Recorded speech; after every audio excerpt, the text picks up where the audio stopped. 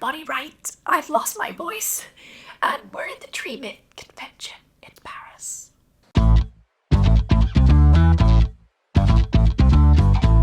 I'm Matthew Lewis, also at the Dream It convention in Paris.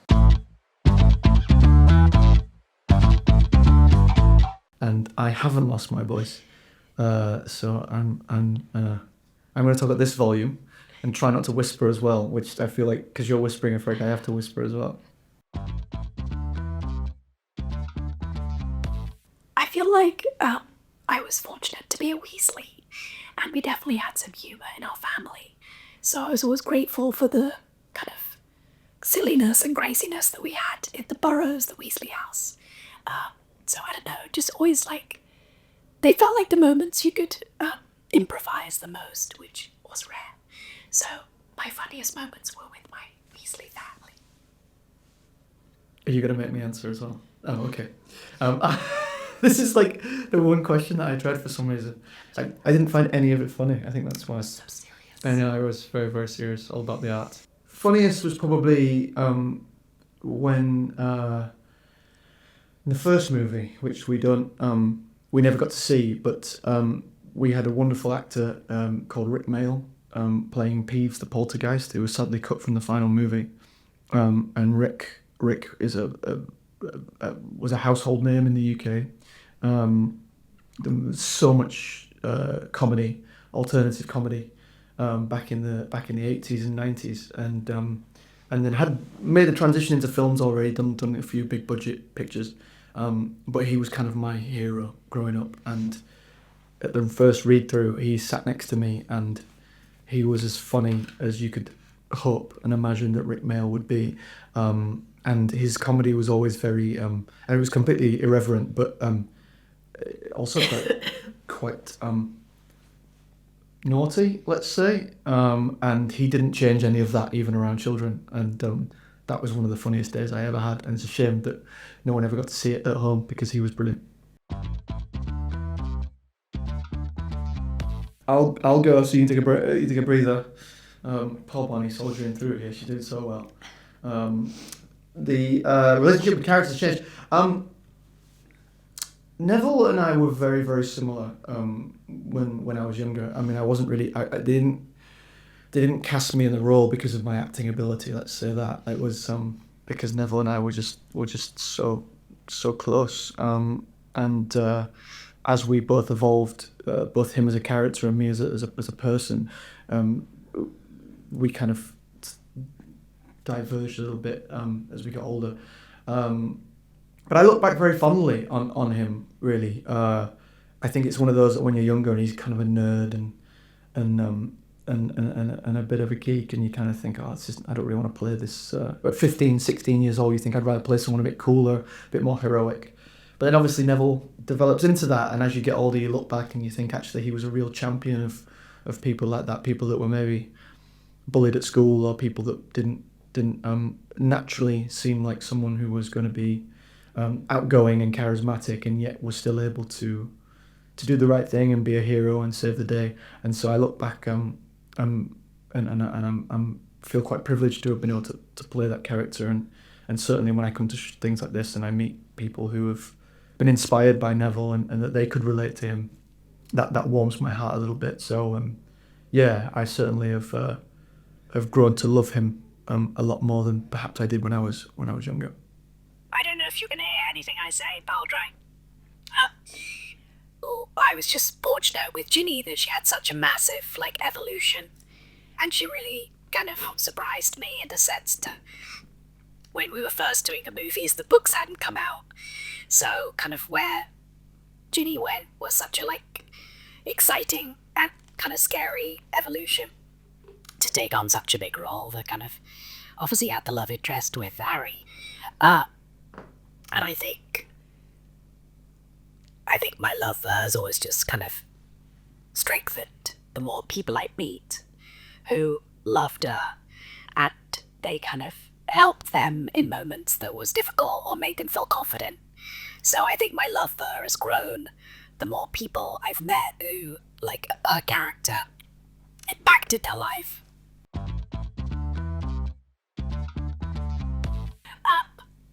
I learned a lot about collaborating and teamwork and how no film project can happen in isolation of each other, and how everyone brings something so specific that they have their craft or their vision. And it really taught me a lot about collaborative processes, and that's kept with me in every other job I've got to do.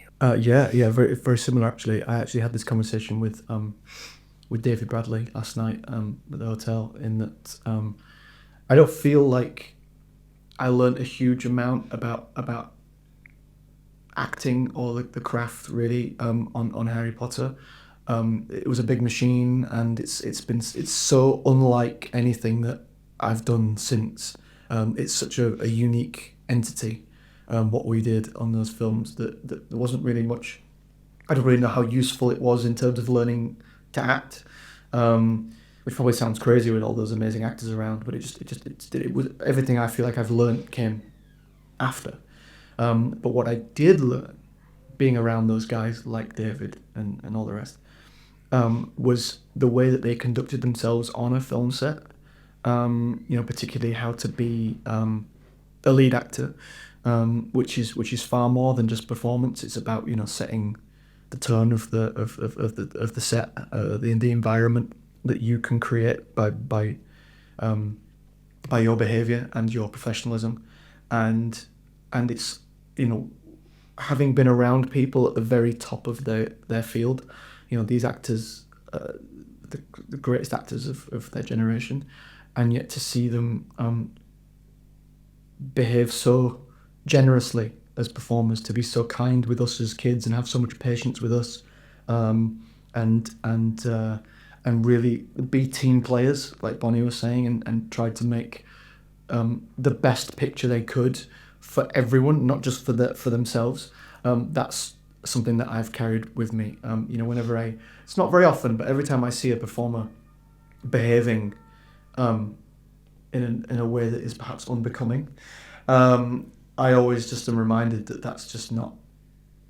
You don't have to behave. I think some people have a kind of a delusion that that's how you should behave. Once you get to a certain level, you should behave like a diva or whatever. And the truth is, I've seen people at the very top of their game, and they don't behave like that. And you don't need to behave like that. And that's something that I've always carried with me. And that everyone on that film set, as kind of Bonnie was saying, everyone on that film set has a part to play and is important, and everyone should be treated as such. And that's what I learned from those guys. I already have an answer for this. Do you want me to go? Wait, if Neville and Ginny, or just, okay, go, yeah. Yeah. Okay. So, I had this idea, right? So if you like, I'm pitching it to you right now. Okay. Okay. So we're going to need your collaboration on this. So I had this idea that basically, it's not my idea. It's Steven Spielberg and George Lucas's idea. I've ripped off Indiana Jones, and basically Neville is a professor at Hogwarts. That's canon. That's already been established. But then he moonlights as a magical artifact archaeologist, and so he goes and he travels around Europe. He finds things that have been pinched, that maybe the Death Eaters have tried to take, so they have a bit more power, like the Nazis. And he's like, it belongs in a museum, and he's like trying to take it all and put it back in Hogwarts, or back at the Ministry or whatever. Obviously, Ginny could be Marion; she'd be going with him. We're basically just fighting fascists, whilst finding magical artifacts and taking them back to Hogwarts and looking after them, getting them away from the bad guys. Okay, it reminds me of Indiana Jones. Yeah, that's exactly what it is here. No, when Neville, Ginny, and Luna go to the Ministry of Magic, and we have that moment of helping to, Harry to solve all the problems. Sean Connery was going to be in it, playing unfortunately James Payton, who actually plays Frank Longbottom, was been replaced by Sean Connery in this. Sounds good, I mean. Yeah, cool, brilliant. I think it's strange too, both of us now having our own child, because inevitably they're going to get to an age where they're going to understand that we were in a movie. And I've only been thinking about it recently, when you meet 5-year-olds, and I'm I don't know, I think it's surreal, but it's going to be even more surreal for us to then have a new generation. Like, we're part of making a new generation of, like, people who are going to be into it. Yeah, it's odd. It's a strange thing. I mean, when I don't know, life just kind of happens, and you do other things, and you kind of forget. I mean, it's hard to say because Harry Potter obviously is such an important part of my life, but it was so long ago. It just feels like almost like a different person was doing it, and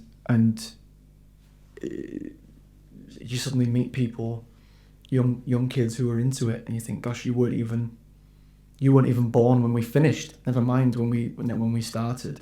And so I think it's wild to think of that, but then also it's quite humbling, and I have a degree of pride about the longevity of it, I suppose.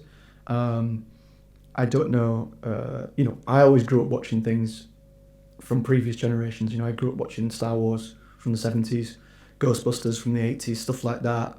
But we've got into a time now where I don't know how older stuff still carries with younger people, and whether they're actually interested in older things anymore, whether they still stand up to the test of time.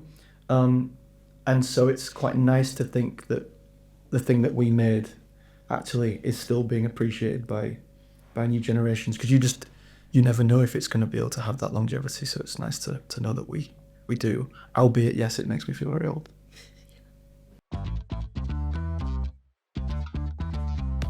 I think my first day, I would relive, just because.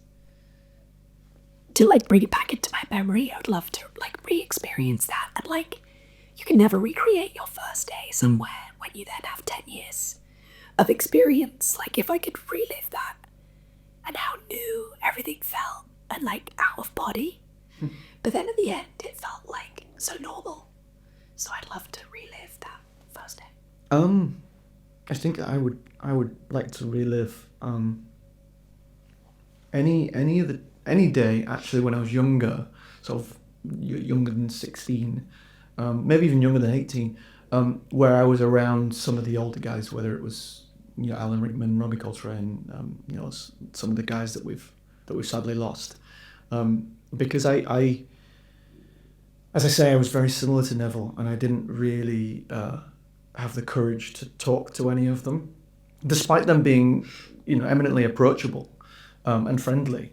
I just didn't have I was just far too shy, and it wasn't until I became sort of 19, 20, when we've only got like 1-2 films left, that I had the charisma, the ability to actually talk to these guys. And then became friends with Robbie and Michael and stuff years later. But I just wish I wish I could relive some of those days when I was 15 and I was on set with Alan, and I could just have the courage to talk to him. I wish I'd not waited till I was 21 to have an actual conversation with him. I had a documentary series that I made that came out a couple months ago, called Go Gently, and it's a documentary where I go and visit different people working on solutions around the climate crisis.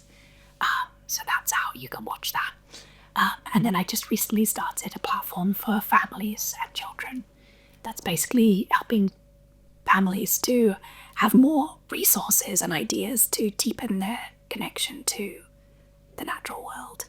And so one of those projects is a podcast that launched 2 weeks ago, and I interview children about their relationship to nature, basically. So it's with children, for children. And yeah, I very much stepped behind the camera many, many years ago, and I don't act anymore. And I'm more interested in, focusing on my stories and stuff. So the new project is called Hello Earthly, that's for children. And that's about all my voice can give you. I wish I'd gone first, because I just make silly TV shows and where I play funny characters, and it seems so insignificant compared to what you're doing, saving the planet. I have a TV show that's on in the UK right now. It's just finished in America, and it's on in the UK right now, and I hope it'll come to France one day. I really do. I have to get someone to do a voiceover for it. But it's called Murder Before Evensong, and I am a country vicar, a reverend from the Church of England, and someone is murdered in my church, and so I have to help the police investigation, trying to figure out who done it. And there's a lot more to it than that. There's lots of. It's set in the 80s, and there's wonderful backdrop of this quaint little English village, where there's, the 80s was an interesting time in terms of like the socio-economic class systems kind of breaking down in this weird way, and there's a lord of the manor who's trying to figure out their place in society, and we've got the AIDS crisis, of which the church was, let's say, slow to act upon, and so there's lots of kind of social issues and stuff, as well as a good murder mystery, and I have another show out on the same channel soon, called The Family Secret, with an actress called Eleanor Tomlinson, and I actually don't know when that's out, so I can't really tell you, but I just finished that last month.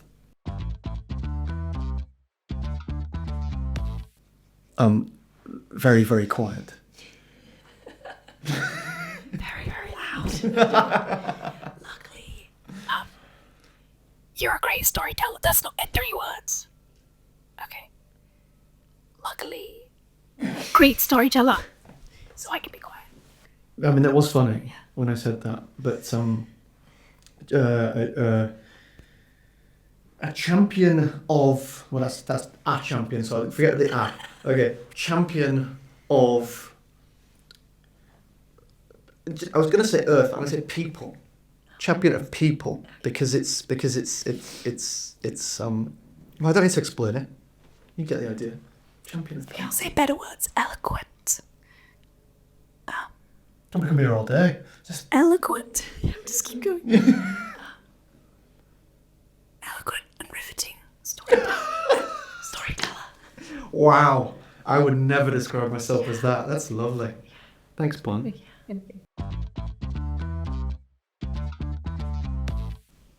that can give me my voice back. What would I use? What's the? No, that's rubbish.